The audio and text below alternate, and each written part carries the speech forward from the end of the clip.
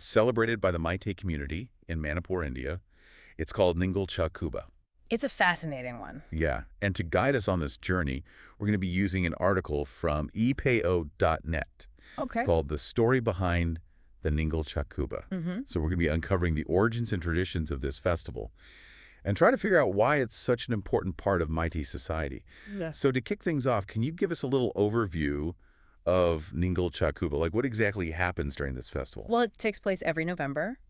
And in Manipur, married women who are called Ningals, they're invited back to their childhood homes Okay. by their brothers who are called Pibas. And it's this really joyful homecoming, and it's filled with all these elaborate feasts and gifts. So it's really like a big family affair centered around the sisters coming home. Exactly. I was reading the article, and I noticed that there's a similar custom in the Nepali community in Manipur. Yeah, that's right. But they do things a little differently. Yeah, it's kind of the flipped version. The sisters invite their brothers over.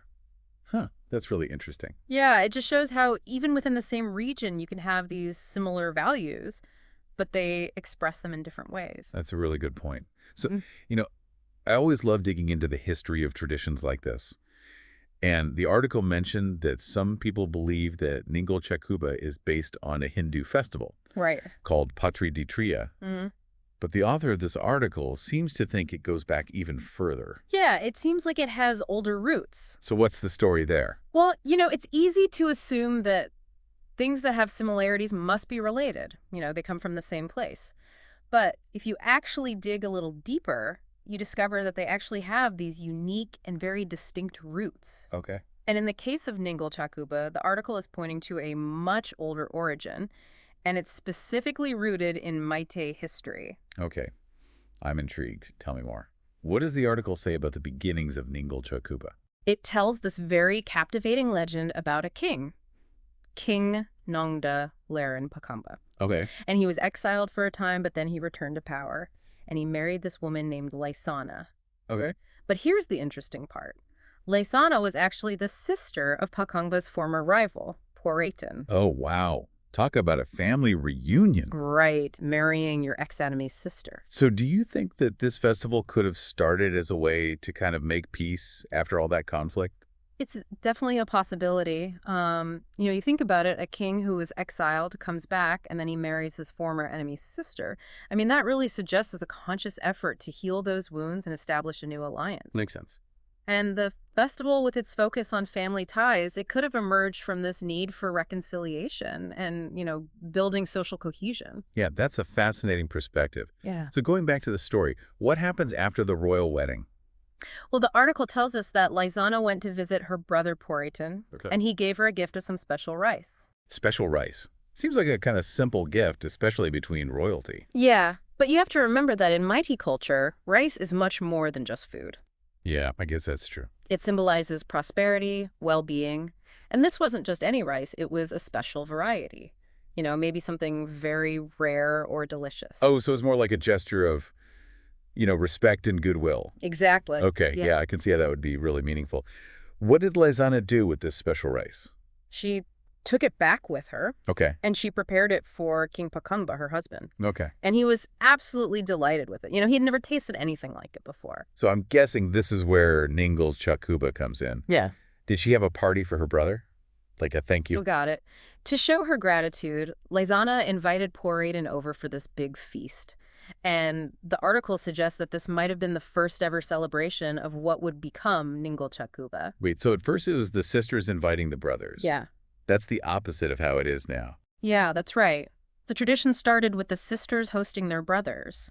And it wasn't until much later, during the reign of Maharaja Chandrakriti Singh, that the practice shifted. Huh. That's a pretty big change. It is. I wonder what caused that shift. Was it gradual? Or was there something specific that happened?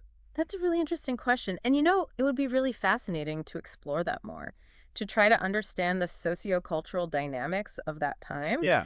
And see what could have led to this kind of a role reversal. Maybe there were changes in family structures, or social expectations, or even economic factors. It's a really good example of how traditions, even though they're rooted in history, are not static. They change as society changes. Right. It really makes you think about how much our traditions are shaped by social norms. Yeah. Definitely. And it just reminds us that to really understand traditions, you have to understand the history behind them. Yeah, it really highlights how traditions, they're constantly evolving over time. Um, so speaking of how Ningol Chakuba is celebrated today, the article really paints this vivid picture of what it's like. Oh, yeah. You can almost imagine these married women, the Ningols, returning to their childhood homes, Right. and their families are eagerly awaiting their arrival. It's a special homecoming. Yeah. For a lot of these women, it's a chance for them to really reconnect with their roots, their siblings, and just kind of relive those childhood memories. Oh, that's nice. And it's not just about the emotional reunion, is it? The article talks about these amazing feasts. Oh, yeah, the food is a huge part of it. And especially the fish dishes, which are a big part of Métis cuisine. Right. Are there any standout dishes that we should know about? Oh, so many delicious traditional dishes. But one that comes to mind is ngamuna. Gamuniga. It's a smoked fish curry, Oh, wow. and the aroma of the smoked fish combined with the spices is just incredible. I bet.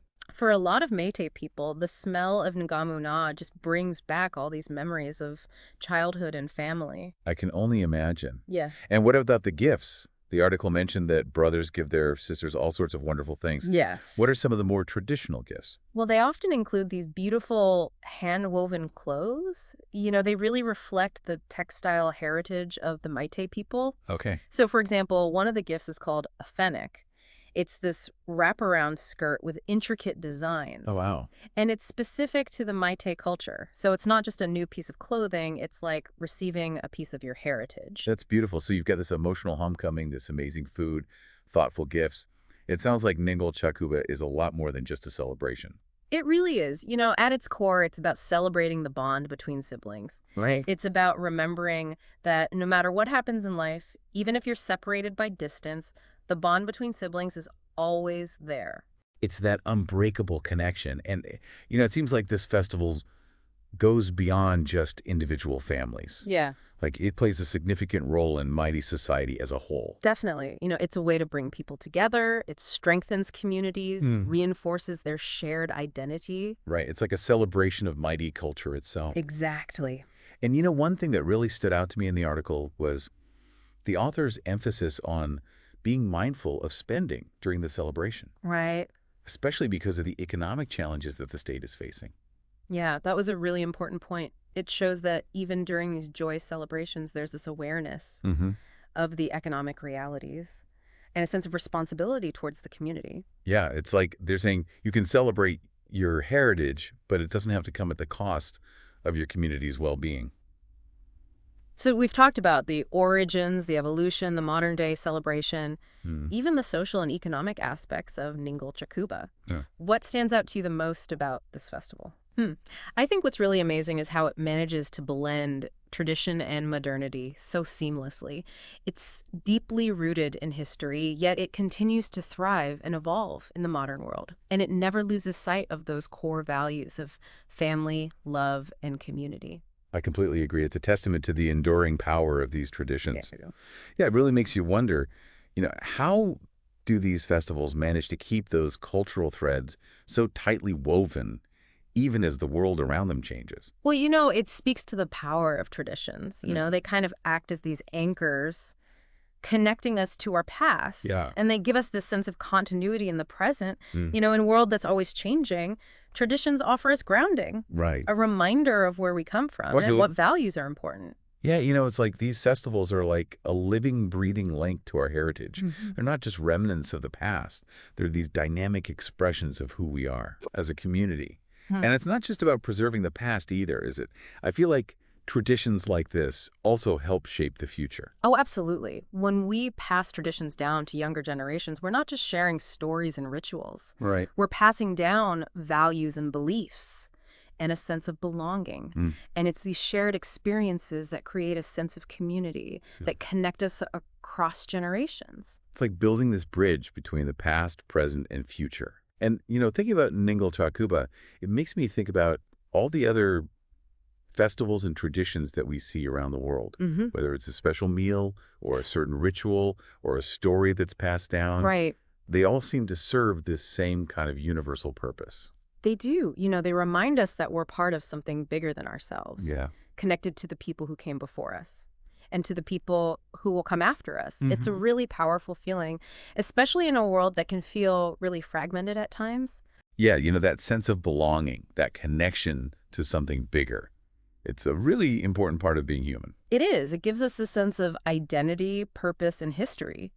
And, in today's world, which is so globalized and interconnected, traditions like Ningal Chakuba offer us a space for grounding, a space for reflection, and for celebrating our unique cultures.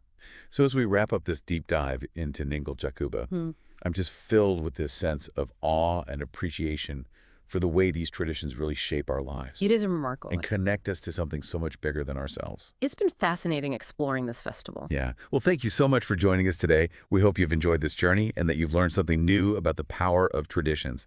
Until next time, keep exploring and keep celebrating the traditions that make your